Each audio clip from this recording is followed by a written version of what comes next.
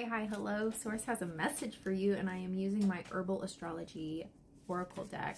My battery is at 7%. It is 9:33 in the morning, and we get Wisdom, Elder, and Trust.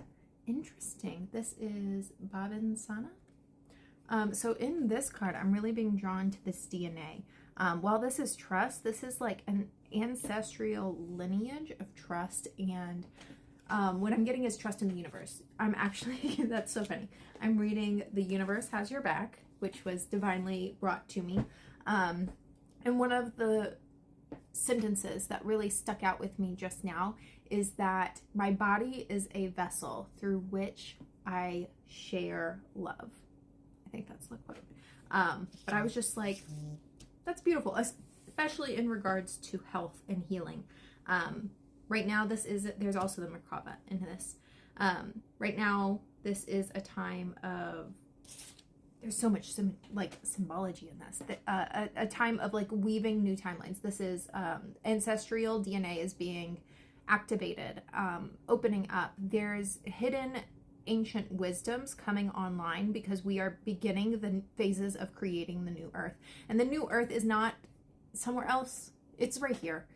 We're talking in like 5D energy terms, but we are all three-dimensional beings.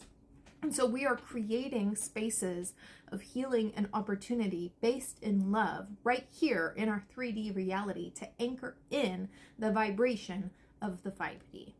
Okay, that is what's happening with this new earth. And if you are a new earth leader, if you are on the forefront of this, if you are maybe just even awakening to these things, it's okay. Take a breath. It is all naturally unfolding.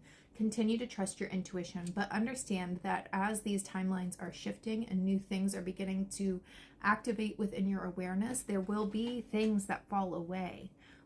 In the creation of the new, we have to let go of the old. That's something that dropped in this morning, like right when I woke up, was in order to manifest the next thing, you have to let go of your previous manifestations. That doesn't mean like, if you've manifested a car, now that car has to leave so that you can manifest a house. But I think a lot of us, we upgrade our manifestations and what we desire, but we don't fully let go of them. So let's say, for instance, I wanted to manifest a affordable minivan, and it never quite came. And then I realized what my family actually needs is a nicer, newer Jeep. Well, in order to manifest that nicer, newer Jeep, I have to let go of my old manifestation that no longer fits.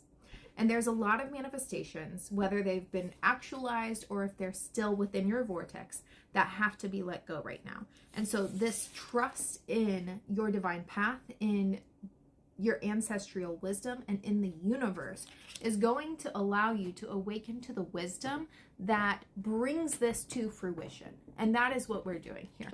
We're bringing this, we're actualizing it. We're making it happen. We've got to take the action. So get clear on your desires and what you are looking forward. I've been really kind of sitting with the idea of a 2-year cycle. And that is often reflected in nature through the dragonfly, which I absolutely love and adore. But there's something here with this 2-year cycle that's starting anew. So where do you want to be within the next 2 years? And not like endpoint, like this incubator space of the next 2 years. How do you want to spend it? How do you want to feel? How do you want to enjoy it? I think that setting goals for achievement are great. Like, oh, I want to buy my own home. Wonderful. Put it on your vision board. But in the meantime, while you're saving for your home, how do you want to feel? I, for one, want to feel easeful. That's the thing that I've been calling into my reality. Oh my gosh. And then we get ancient memory represented by Rosemary. And there is obviously a big theme here with Mary Magdalene coming in.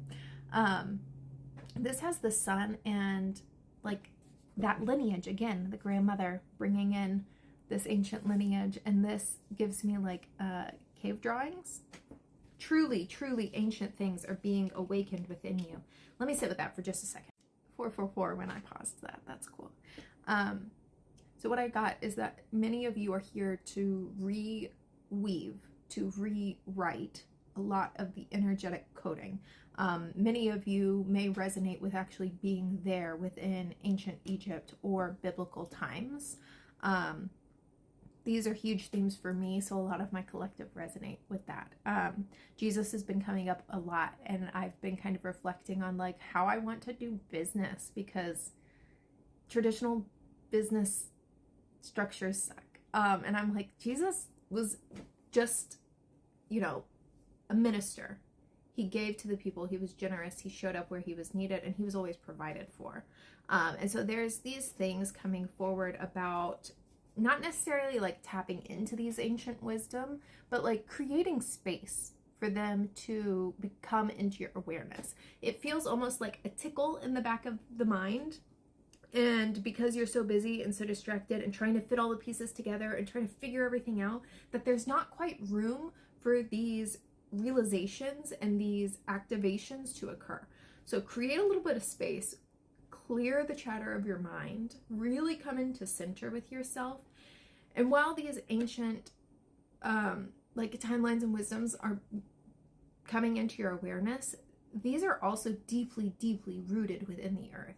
Grounding is going to like really massively assist you in clearing your mind. So anytime you feel like foggy, anxious, bogged down, feet in the dirt, ground, sip some herbal tea. I promise it will help.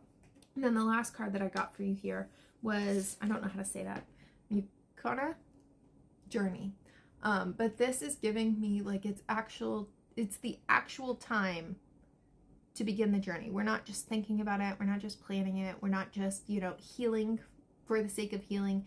It's time for our ancient warriors to be activated. We're correcting energy. And this is something like I'm really being called to like ancient Atlanta and Atlantis and Lemuria and the mistakes that we made, y'all.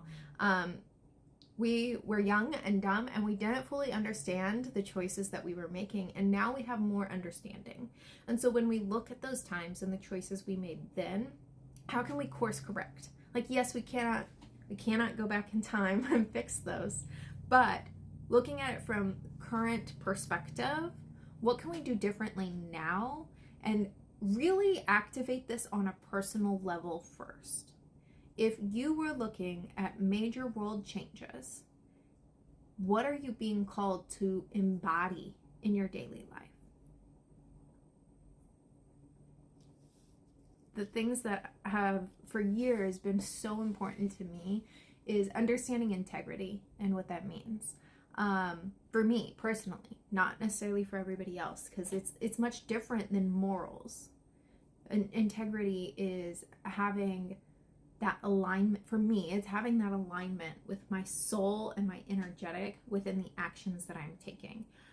Integrity allows me to show up authentically, because I can check myself with, is this authentic to the integrity of my vibration?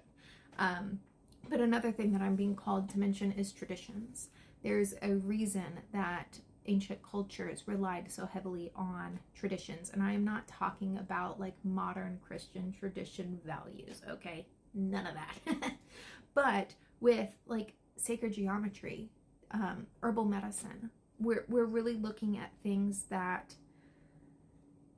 have respect and honor encoded into these practices, and that is what I'm talking about with tradition, is that honor and that respect. And I think that these are kind of the things we've lost sight of, and we've just lost that connection.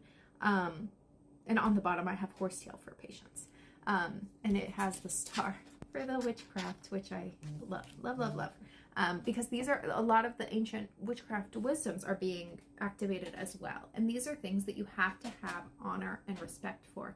If you abuse these types of practices, you fall into areas that you don't really want to be dealing with. So these are just some things to reflect on. If you feel called to work with me, come on over. I hope this served you. I'll talk to you soon. Bye.